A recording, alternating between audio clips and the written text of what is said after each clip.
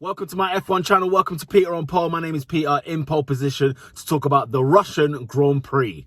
Valtteri Bottas wins a race. WTH. Carlos Sainz straight into the wall. What were you doing, mate? What were you doing? Out of the race. WTH. Lance Stroll, you want some spinning lessons? Well, off you go, my friend. There you are. Sausage curb. That's what you get. You spin and you're out. That's it. Done. Finish. And I was starting to like you as well. L.Norris at the back of the pack as well. McLaren's having an awful day today. Awful. Did anybody else see in lap 1? Kevin Magnussen in 9th. Roman Grosjean in 10th. What? Great start for Ocon as well. At some points, he moved up into 3rd place. Big up Esteban Ocon. The only man to beat Lewis Hamilton is Lewis Hamilton himself, according to Karun Chandok. And he's absolutely right, because yet again, another penalty for Lewis Hamilton. 2 5-second time penalties. Lewis, get it together. Yes, it was harsh, but again, safety first, you know. You can't just be parking up on the side of the pit exit, you know, want to practice start and all that. Just do it safely. What's that about him finding out in lap 7 when it happened before even the race started? Come on, stewards, moving like Valtteri Bottas. Lap 12, did you see George Russell mugging off Alex Albon and L.Norris for good measure? Big up George Russell. But as usual, finished 18th out of 18 cars. Start closing the gap on Lewis. Remember that team radio to Valtteri Bottas? We thought, here we go again, didn't we? What about that great little fight between Ricciardo and Sergio Perez on lap 15? It was lovely. It was good stuff. Something just to spice it up a little bit. What about Lewis Hamilton when he was moaning about his second penalty? Didn't want to hear the defense of why the penalty was taken. He just wanted to get his emotions off his chest. Let the man talk. Can Renault get anything right? Team orders for Ricciardo to pass Ocon. But of course, Ricciardo hits the sausage curb, doesn't play with the rules. 5-second penalty yet again. Unbelievable. On lap 26, Charles Leclerc was in 2nd place. Yet to pit, obviously, but still worth a WTH. Karun Chandok on co-coms. That was great to hear. I like Brundle, don't get me wrong, but still good to hear. He actually brought a bit of sauce to the race, do you know what I mean?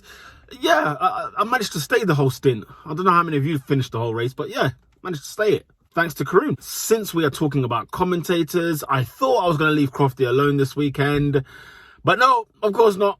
When he said, I wonder if Daniel Kvyat can get ahead of Ricciardo.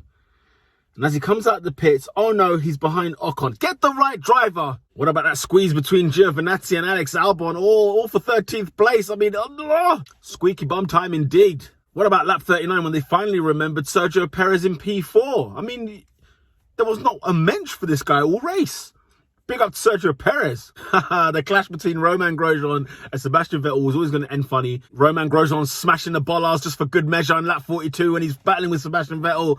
That was always going to end funny, and I just wanted to know what it would be. But smashing the actual bollards, fantastic. What good work there, Grosjean. For his troubles, we've got a virtual safety car. I mean, I ain't seen one of those in ages. I forgot what they even were. And AlphaTauri, you made an absolute Western super when you pitted in Pierre Gasly.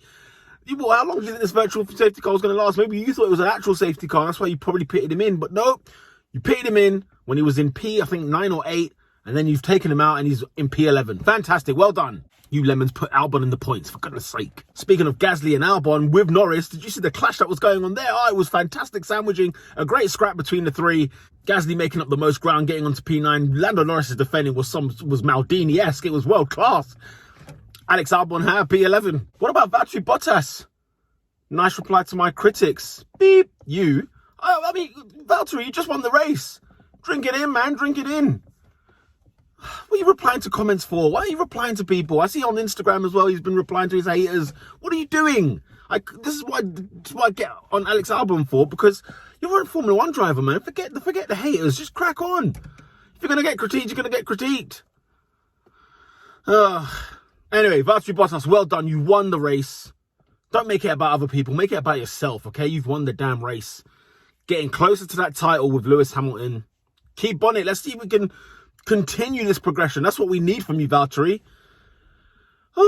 Anyway, those are the WTH moments from the Russian Grand Prix. Valtteri Bottas wins a race. Max Verstappen, big up yourself for splitting those two Mercedes. And Lewis Hamilton, for your troubles, you're in P3, still on the podium. Big up Sergio Perez on 4th as well. Wow. It was actually quite a good weekend, considering what we were expecting from Russia. It was great to see fans back as well. WTH. Fans being back in races. That was superb. I know we had a few in Mugello, but I could just hear the cheering. The cheering was so good. Thank God for that. That wraps up this week's WTH moments from the Russian Grand Prix. leave some comments below if you know there's something I've missed out on that I should have mentioned. Watch out for the top 3 drivers and my top 3 worst drivers of the Russian Grand Prix. And watch out for the fun facts as well. Peter on pole. I'm back, ladies and gentlemen. It's lights out.